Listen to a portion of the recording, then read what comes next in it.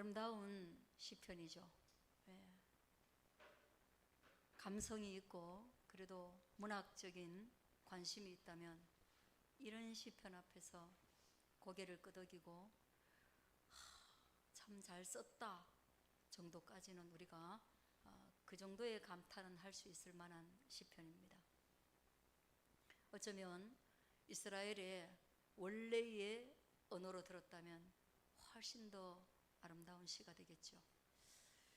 이 시는 간절히 하나님을 찾는 고난 가운데 있는 한 인간의 모습을 그리고 있어요. 그런데 첫 번째 절에 보니까 하나님이여 하나님이여 하고 부릅니다. 참 좋죠. 여러분 한번 불러봅시다. 하나님, 하나님이여. 얼마나 좋은 이름입니까?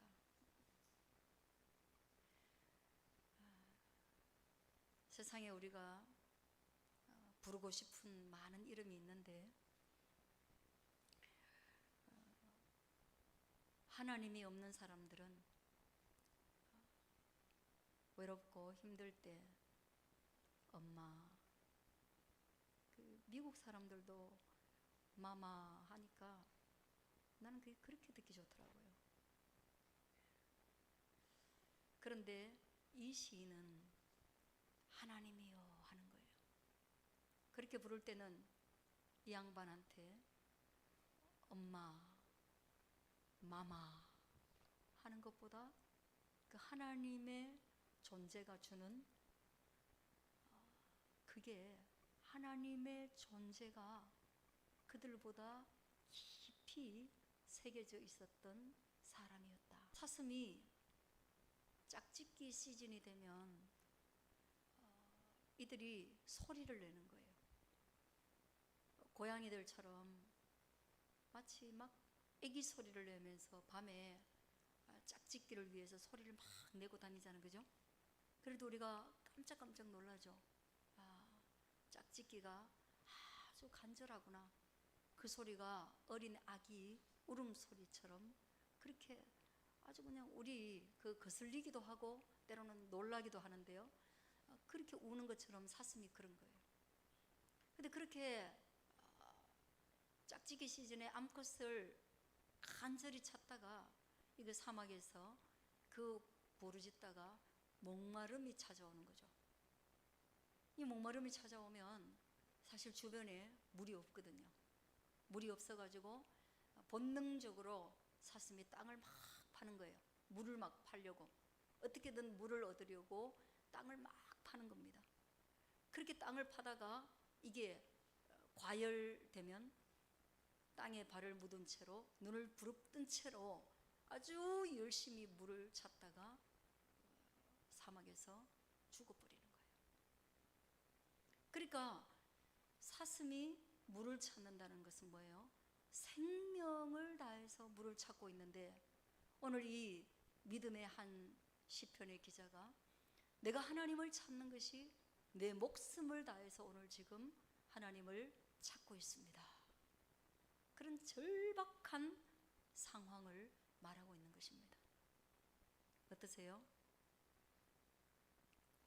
이 세상에 목숨을 내고 뭔가를 찾아야 될 만큼 절박한 게 있는지는 모르겠습니다만은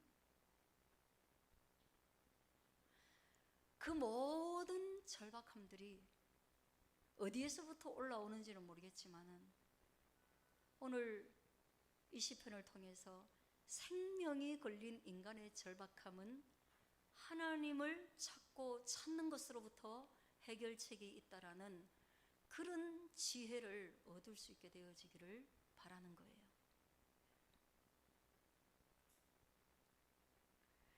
그래서 그 생명의 주인이신 하나님 앞에 내 영혼이 하나님 곧 살아계시는 하나님을 갈망하니. 갈망이 뭐예요? 내 하나님을 간절히 바라고 내 하나님을 간절히 배우고 내 하나님을 간절히 경험하기를 원하나니 내가 어느 때에나 하나님의 얼굴을 배울 수 있을까요?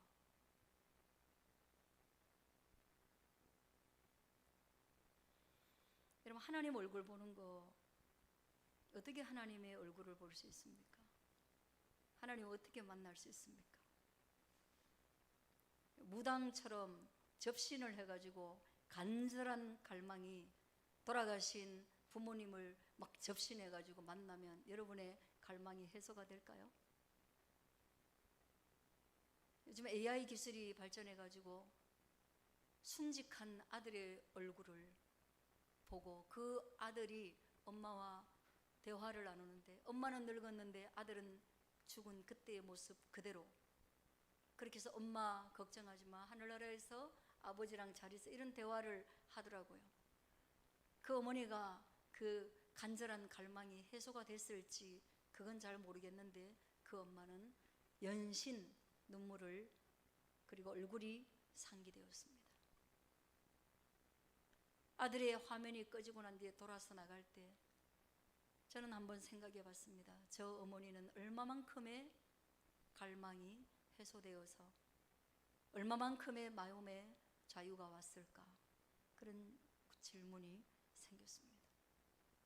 여러분, 하나님을 믿는 사람의 갈망이 해소되는 것은 하나님의 얼굴을 보는 것이고, 하나님의 얼굴을 본다는 것은 하나님을 만난다는 것입니다. 저는 여러분이 예배를 통해서 하나님을 만나게 되어지기를 축복합니다. 야곱이라는 한 사람이 있었습니다. 그는 상속 문제로 형 에서와 싸움이 났습니다.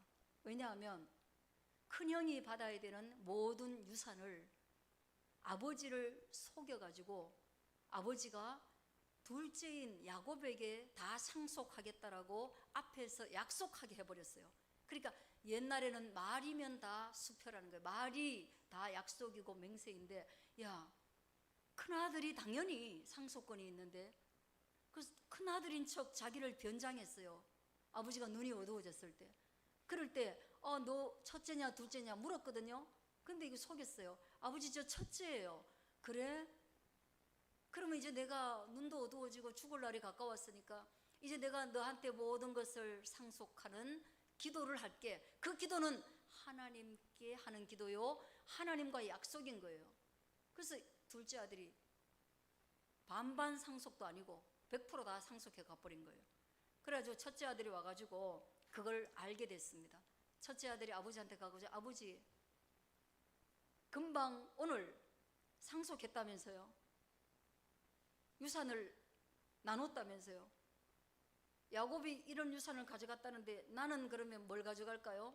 그러니까 아버지가 나는 가가 네인 줄 알고 다 줬다, 이렇게 된 거예요. 기가 막힌 이야기죠. 현진아, 네가 다 받아부숴. 형이 가만히 있을 것 같아? 무섭지? 그럼 너 어떻게 해야 될 것 같아? 도망가지. 야곱도 그랬어요. 얼마나 무서운지. 에서가요, 사냥꾼이었거든요. 대반에 죽이겠다고, 아버지가 네한테 줄 게 한 개도 없다 이렇게 말하니까 대반에 죽이겠다고 막 뛰쳐나오니까 엄마가 놀래가지고 빨리 도망가라. 너 그 형 지금 정신이 뺑 돌았는데 너 잡히면 죽는다. 실제로 잡히면 죽는 겁니다. 사기를 쳤으니까. 그래서 도망가는데 여러분, 그가 막 도망가면서 외삼촌 집으로 가라고 했고, 엄마가 너 그 외삼촌한테 가면 네 먹여 살려줄 거다, 빨리 가라 하고 하는데 광야를 가야 되는 거예요. 그렇게 도망갈 때 그의 마음이 어떻겠어요? 두려움과 공포, 뒤에는 두려움과 공포, 앞에는 뭐예요? 낯설음과 수치. 상속을 다 받았는데 자기에게 펼쳐진 인생은 생과 사의 갈림길에 서 있을 때 야곱은요, 너무 무서웠던 거예요. 그때 그 도망가던 길 중앙에서 사슴이 시냇물을 찾듯이 하나님의 얼굴을 구한 겁니다. 여러분, 정신이 하나도 없고 혼미할 때, 호랑이 굴에 잡혀간 것처럼 인생이 막막할 때 여러분 뭘 찾습니까? 휴대폰 찾아요? 휴대폰 1번 눌려요? 누가 해결해 줄 것 같아요? 적어도 오늘 이 시편의 기자도 그렇고 적어도 오늘 우리가 불렀던 찬송의 요게벳도 그렇고, 적어도 야곱도 그렇고 정신이 하나도 없는데 그래도 그들이 놓치지 않았던 한 이름이 있으니 그 이름이 바로 살아계신 하나님이었습니다. 할렐루야. 그럼 그런 하나님을 부를 수 있는 것이 복인 거예요. 누군가를 간절히 부를 수 있다면 그런 이미 인생의 해답이 있는 거예요. 골방에 갇혀서 죽는 자, 옥상에 올라가서 뛰어내리는 자, 두렵고 두려운 상황 가운데서도 자기의 목숨을 포기하는 자들은 아무도 부를 이름이 없던 거예요. 아무도 없는 거예요. 야곱이 하나님께 기도했습니다. 하나님께 기도했습니다. 그랬을 때 야곱의 기도 가운데 하늘에 문이 열리고 하늘에서 천사가 사다리를 타고 내려오는데 오르락 내리락 하는 거예요. 그러니까 뭐예요? 하늘의 도우심이 땅에 닿는다는 것을 그가 본 겁니다. 내 인생이 땅에만 매여 있는 것이 아니라 하늘에 의해서 움직여가는구나. 하나님의 전능하신 손이 내 땅에서 매여 있는 목숨이 간당간당하는 내 인생을 구해주겠구나 하는 그런 믿음과 확신이 생기면서 마음이 치료되고, 믿음으로 말미암아 마음이 치료되고, 그러므로 뒤에 있던 두려움과 공포가 사라지고 앞에 있던 염려와 불안이 사라짐으로 그가 외삼촌 집으로 향할 때 그는 거기에서 하나님을 만나서 그곳을 베델, 하나님의 집이라고 이름을 불렀던 것입니다. 할렐루야. 여러분, 하나님 만나는 곳이 하나님의 집이에요. 여러분, 너무 힘들어서 회사에서 하나님 만나요? 거기가 하나님의 집 베델입니다. 집이 너무 힘든데, 도무지 이 집에 소망이 없는데 내가 홀로 무릎 꿇고 앉아가지고 하나님 어떻게 할까요? 이 집에 소망 없는 이 집에, 갈 곳 없는 이 집에, 갈기갈기 찢어진 이 집에 어떻게 할까요? 하고 기도했을 때 평화가 찾아옵니다. 거기가 베델입니다. 교회는 늘 여러분이 하나님을 찾을 수 있는 하나님의 집, 하나님이 여러분을 부르신 곳입니다. 믿으시길 바라요. 그렇게 하나님의 얼굴을 구하고 하나님을 본 거예요. 하나님을 본 거예요.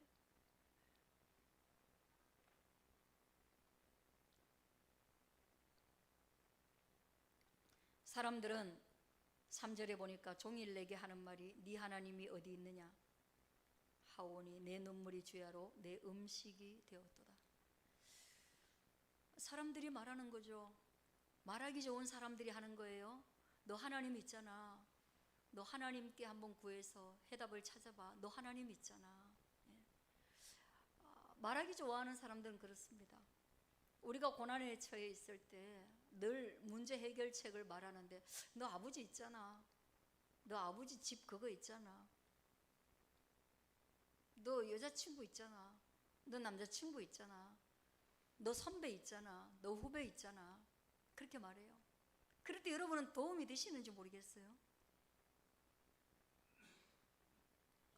사람들이 해답이라고 말해주는 그 말을 듣고 나는 사실 도움을 받은 적이 별로 없습니다. 속도 모르고. 사실은 아버지에게도 도와달라고 하는 게 저는 일평생 쉬운 일이 아니더라고요. 동기 목사님들께 도와달라고 말을 할 수가 없습니다. 그래서 너무너무 말하기 어려운데 어딘가에라도 말해야 되기 때문에 동기 목사님들한테 문자를 보냅니다. 우리 동기 카톡에, 목사님, 제가 지금 인생에 많은 어려운 속에 있는데 정말로 실제적으로 도움을 줬으면 좋겠는데, 찬방에 있는데 군불 뗄 장작을 주면 얼마나 좋겠어요? 아픈데 병원비를 주면 얼마나 좋겠어요? 그래, 그걸 부탁할 동기가 어디 있어요? 저를 위해서 기도 부탁드립니다. 이 도움이 전부예요. 사실 입에서는 기도 부탁하고 싶은 게 아니에요. 저는 사실은 기도 부탁하고 싶지 않아요. 그럼 무슨 부탁하고 싶겠어요? 기도 부탁하고 싶겠어요? 그러나 제가 도와달라고 말할 수 없기 때문에 기도해 달라고 부탁합니다. 예. 그리고 우리 그 단체 카톡에는 그런 기도 부탁이 많이 올라옵니다. 그들의 해결책이 아니었기 때문에 오늘 이 시편을 기록한 기자도 내 눈물이 주야로 내 음식이 되었도다. 밤낮으로 눈물을 흘리며 뭐 했다는 거예요? 그들의 조롱과 그들이 제시해주는 해답에 그 허무함에 눌려 내가 눈물을 흘릴 수밖에 없고, 눈물을 얼마나 흘렸던지 식음을 전폐하고 눈물이 나의 음식이 될 만큼 내 인생이 아주 아픔으로 가득 차 있는 그런 상황을 말하는 겁니다. 고통스러운 거예요. 제넷 스튜어트가 이런 말을 합니다. 기쁨이라는 것은 뭐냐? 기쁨이라는 것은 고통의 부재가 아니라 하나님의 임재이다. 여러분, 이런 것들은 한번 외워놓는 것도 좋겠죠. 기쁨이란, 한번 따라, 기쁨이란 고통의 부재가 아니다. 하나님의 임재이다. 예, 기쁨은 하나님의 임재. 반대로 얘기하면 뭐예요? 오늘 여기에서 그가 반대로 말하면 고통이란 뭐냐? 사는 게 어려운 게 아니다. 고통이란 뭐냐? 그것은 하나님의 부재이다. 하나님이 없는 것이 고통이다. 오늘 이 시편의 기자가 내 음식이 눈물이 될 수밖에 없었던 것은 내가 하나님의 얼굴을 찾고 찾아도 하나님을 만날 수 없는 하나님의 부재가 나의 고통입니다. 여러분, 세상에서 우리가 고통스러운 게 자식이 안 돼서 고통스럽다고 합니다. 금수저로 안 태어나서 고통스럽다고 합니다. 물질의 부재가 우리의 고통이다. 외모의 부재가 우리의 고통이다. 스펙의 부재가 우리의 고통이다. 그게 아니라 오늘 성경은 너 하나님 만나면 이 모든 것이 다 작아 보이고 하나님 만나면 너는 기쁨으로 가득한 존재가 된다라고 말하고 있는 것입니다. 믿으시길 바랍니다.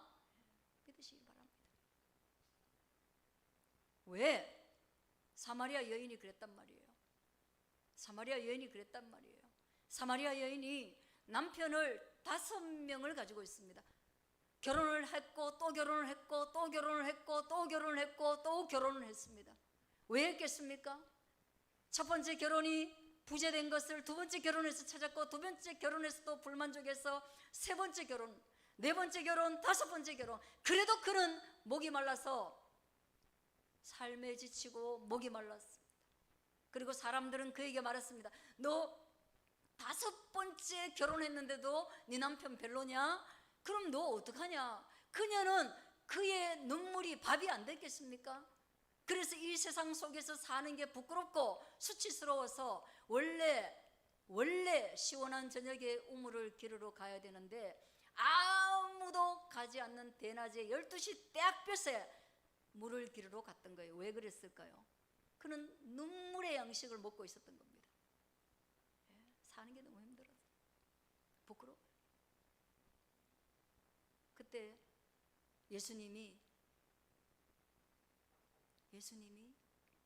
그 떼약볕에 여자를 만나기 위해서 일부러 그 떼약볕에 예수님이 그 길을 통과하십니다. 의도적으로. 그녀가 거기 올 걸 알고. 그 예수님이 그런 분이에요. 예수님이 그녀를 만나기 위해서 12시에 남자가 우물에 가는 건 있을 수 없는 일인데 거기 간 거예요. 그래서 여자에게 말을 겁니다. 너 사는 거 행복하냐? 그때 그 여자가 저는 갈급합니다. 그 말을 다른 말로 저는 목이 말라요. 이 목마름을 해결하기 위해서 5번이나 결혼했지만 여전히 목말라요. 내게 인생은 오직 목마름입니다. 예수님이 말씀하십니다. 우물에서 물을 길지 말고 나에게 물을 달라고 네가 한번 요청해봐라. 내가 너에게 물을 줄 수 있다라고 말합니다. 그러니까 여자가 깜짝 놀라가지고 이 우물물 말고 또 다른 물이 있나요? 그 물을 먹으면 영원히 목마르지 않는 그런 물이 있단 말입니까? 라고 예수님께 그 물을 요청할 때 예수님이 그 생명의 물이 되시는, 우리의 사망 가운데서 우리를 생명으로 이끌어 가시는 메시아임을 그 여인 앞에 드러내는 것입니다. 할렐루야. 그때 그 여자가 처음으로 어떻게 해요? 사람들 만날까 봐 몰래 난 12시에 우물길로 왔는데 예수님 만나니까 현상은 하나도 바뀌지 않았는데 그의 마음에 하나님의 임재가 있자, 예수님의 임재가 있자 그 고통은 다 기쁨으로 바뀌어서 그가 큰 소리로 외치면서 마을로 뛰어갑니다. 사람들아, 사람들아, 내 말 좀 들어봐라. 내가 메시아를 만났다. 사람들의 얼굴을 피하여 살았는데 사람들 속에 들어가서 내가 나에게 물을 주는, 영원한 해가를 주는 하나님의 임재로 말미암아 새로운 인생을 주는 메시아를 만났다. 너희도 메시아를 만나라 하고 소리치면서 동네로 뛰어들어가는 것이 요한복음 4장의 이야기입니다. 할렐루야. 그러므로 기쁨은 뭐예요? 그 여자가 그렇게 기뻤던 이유는 뭐예요? 임재를 경험했기 때문입니다. 그러므로 인생의 궁극적 해결책은 예수님입니다. 예수님을 만나는 것입니다. 여러분, 환경이 언제 좋아질까요? 언제나 환경 때문에 기뻤던 때는 한 번도 없었습니다. 우리 아버지가 호미와 삽으로 농사를 지을 때 저는 경운기를 처음 만났어요. 경운기를 보고 저는 앞으로 내가 이제 아버지를 도울 일이 없을 거라고 생각했습니다. 왜냐하면 경운기가 그때는 너무 새로웠고 동네에 아무도 없는 경운기를 우리 아버지가 샀으니 이제 뭐예요? 삽질도 끝났다, 괭이질도 끝났다, 우리는 다 끝났다, 이고지고 다니는 거 지게도 필요 없다, 엄마는 이제 더 이상 이지 않아도 되는구나. 저는 고추 푸대를 이렇게 막 이고 오다가 목이 들어가가지고 집에 와가지고 목을 한 10분을 빼야 원위치가 돼요. 너무 무거워갖고. 경운기가 들어오는 순간 환경이 변했고 이제 우리는 자유다. 근데 다음 날부터 일이 더 많이 생겼어요. 모든 것을 다 해야 되고 경운기까지 배워야 돼요. 그래서 경운기 시동 거는 걸 배우다가 초택배를 몇 번이나 깠는지 몰라요. 전동으로 하는 게 아니라 옛날에는 이걸 막 해가지고 돌려가지고 발전을 스스로 일으켜가지고 코를 잡아가지고 하다가 막 힘이 없어 이게 빠져버리면 이거 턱 쳐가지고 여기 멍들고. 제가 그렇게 살아남은 사람이에요. 쉽게 죽겠어요? 저 쉽게 안 죽어요. 태어나자마자 모세처럼 우리 엄마가 나 딸 4번째라고 죽으라고 운무게 엎어놨는데 제가 그때도 30분이 지나도 안 죽었던 애예요. 그래서 우리 엄마가 양심의 가책을 느껴가지고 그때 넷째 딸을 죽이지 못했어요. 여러분, 내 위엔 죽었단 말이에요. 저는 안 죽었어요. 여러분, 날 죽이려고 생각도 하지 마세요. 절대 죽지 않습니다. IMF도 나를 못 죽인다. 어떤 명사수도 저를 쏠 수는 없습니다. 여러분도 그렇게 생각하세요. 환경이 우리를 기쁘게 하지 않습니다. 환경의 변화가 아니라 뭐가 바뀐 겁니까? 하나님의 부재에서 하나님의 임재로 이 사람의 영혼이 바뀐 것입니다. 오늘 저와 여러분의 모든 부재 가운데 영혼의 변화가 일어나는 하나님의 임재가 거듭하시기를 축원합니다. 그게 하나님의 얼굴 보는 것이고 그게 눈물의 양식이 기쁨의 양식이 되는 그런 일이에요. 4절, 내가 전에 성의를 지키는 무리와 동행하여 기쁨과 감사의 소리를 내며 그들을 하나님의 집으로 인도하였더니 이제 이 일을 기억하고 내 마음이 상하는도다. 하나님의 임재가 없으면요 지나갔던 모든 것들을 다 끄집어내도 상한 마음밖에 없어요.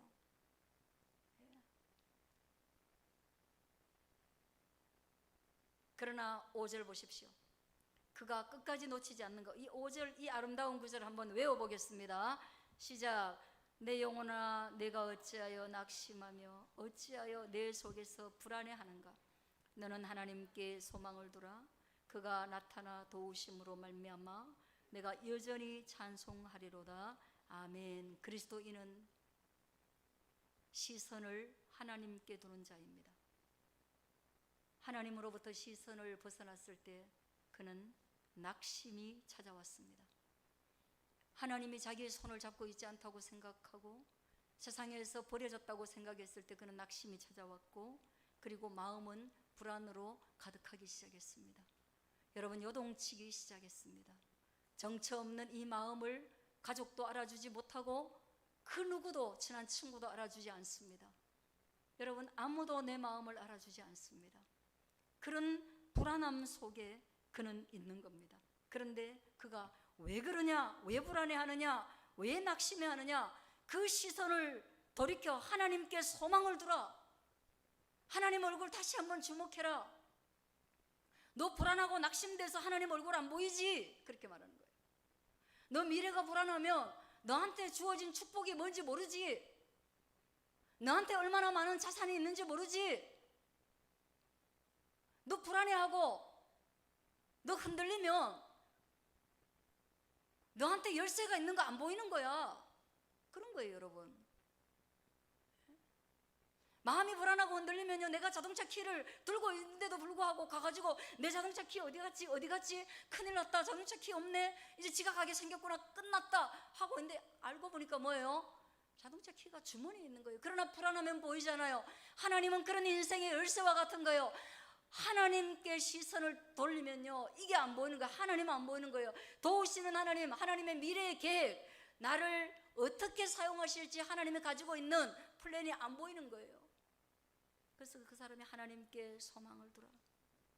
그리고 그 소망을 두면 뭐예요? 이제 보이는 거예요. 따라합니다. 그가 나타나, 그가 나타나, 오 나타나, 우리를 도우심으로 말미암아 여전히 내 눈물이 사라지고 찬송이 회복된다. 내 인생의 평정심이, 내 인생에 좌로도 치우치지 않고 우로도 치우치지 않는 갈지자로 걷다가 정도를, 믿음의 정도를 걸어갈 수 있는 힘이 생긴다. 저는 여러분이 오늘 이 말씀에서 그 해답을 얻기를 축원합니다. 기도하겠습니다.